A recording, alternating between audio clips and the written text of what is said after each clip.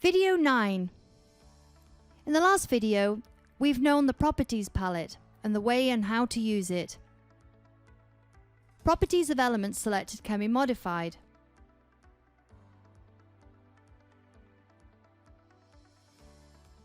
The problem is how to modify the elements with unavailable properties in the palette. Lesson 9. Line type. Click on this option icon.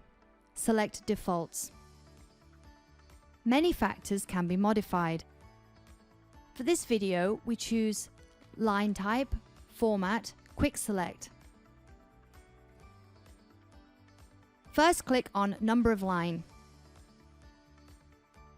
You can choose Available Line Number to change, or click on Empty Number to create new line type.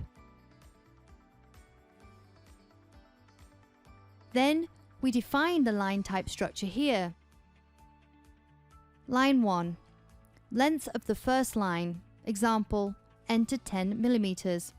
Offset 1. Space after the first line.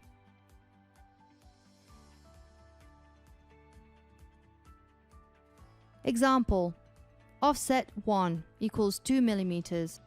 Continue with line 2 equals 5 mm.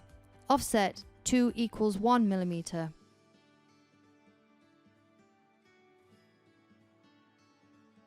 Select this checkbox to always show corners. Click OK to finish definition of line type.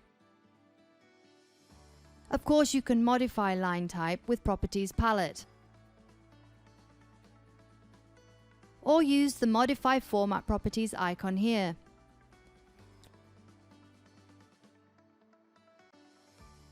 Click on the first choice. Select the line type you just defined. Click OK and select lines you need to change.